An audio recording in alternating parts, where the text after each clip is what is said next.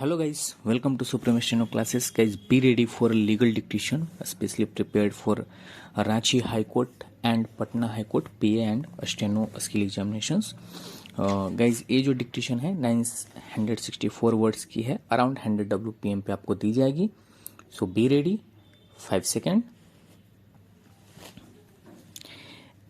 In case of resumption of land by union government and the same is utilized for construction of barracks, the resumption order is never assailed by grantee.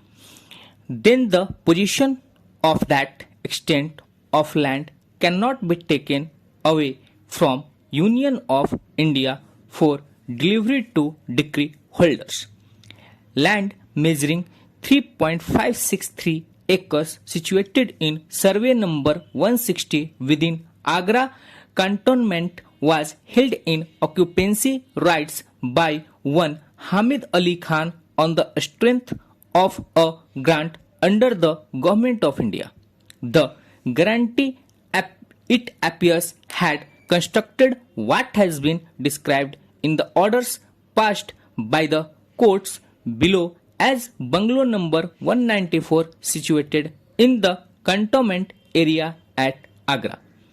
Pursuant to an application filed jointly by Hamid Ali Khan and Lala Chail Bahri, the military estates officer granted permission for transfer of the bungalow aforementioned and the land under and apportionment thereto in terms of letter dated 3rd August 1946.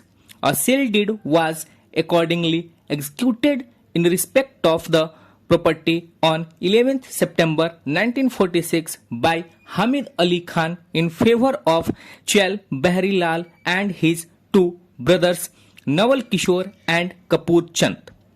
The bungalow in question had been let out by the original guarantee to the military estate officer in June 1942 on monthly rental of rupees 125. The purchaser, on the basis of the sale in their favor, acquired the right to claim the rent payable for the same from the military estate officer. Suit number OS 842 of 1958 was accordingly filed by the purchaser for recovery of arrears of rent and damages and for vacant possession, which suit was decreed for a sum of rupees 1600 only towards rent and damages.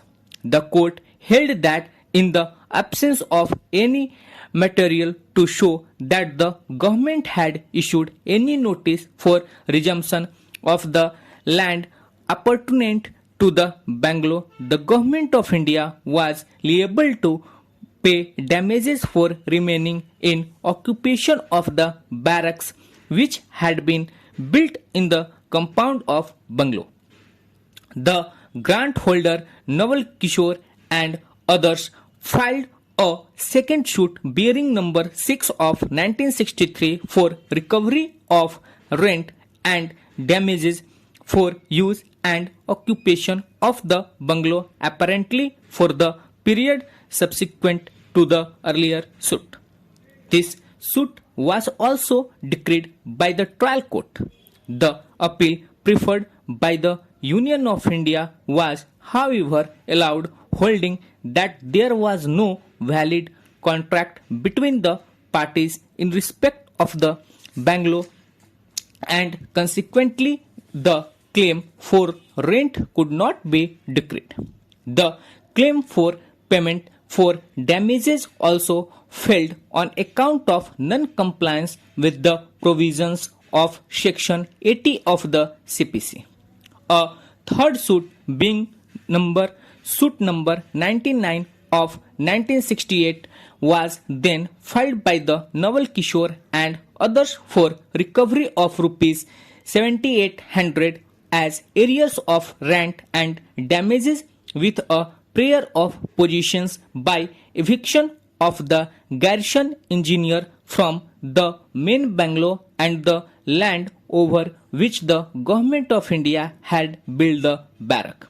This suit was decreed on 25th October 1969, but only to the extent of recovery of rupees 8,977.50 towards rent. The trial court did not go into the question of title to the property as the suit was based on a tenancy in favor of the Respondents Union of India.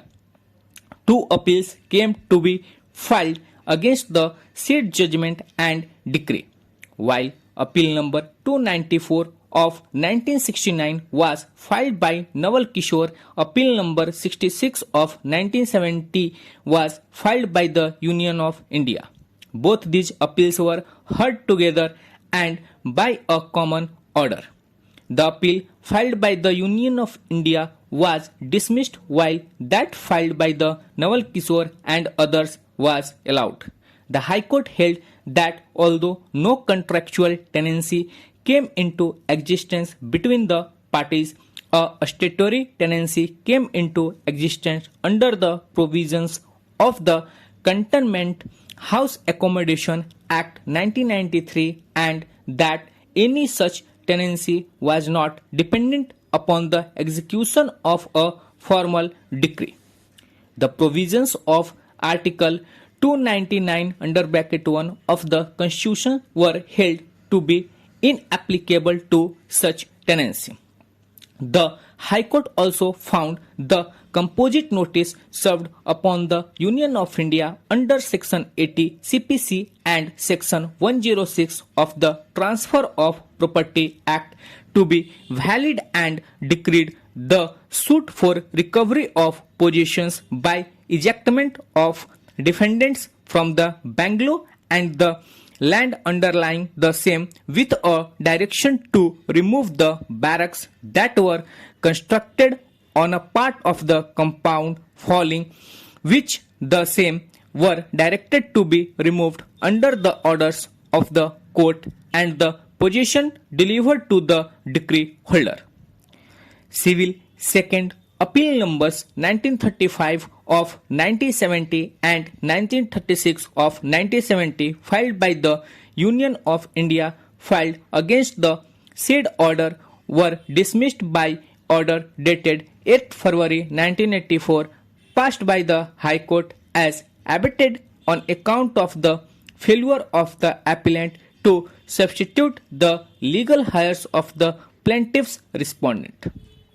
It was in the above backdrop that execution application number 16 of 1977 was filed by the decree holder before the executing court, in which the Union of India filed its objections opposing the execution inter alia on the ground that the land appertaining to the bungalow having been resumed by the government, the possession of the same could be taken away from it in execution of the decree passed in favor of the decree holders. According to the government, out of a total extent of the total 3.563 acres of land granted to the original guarantee, Bangalore number 194 was constructed over an area measuring 0.771 only. The Supreme Court held that the possession of the main bungalow had been delivered to the decree holders, which they would be entitled to retain till such time of the Union of India issued any further orders of resumption of the property in exercise of powers vested in it. Stop. So guys, ये dictation था। Hope show आप लोग अच्छे से लिख रहे होंगे, अच्छे से आपकी तैयारी चल रही होगी। यदि डिक्टेशन पसंद आए तो चैनल को लाइक शेयर सब्सक्राइब जरूर कीजिए। Thank you so much.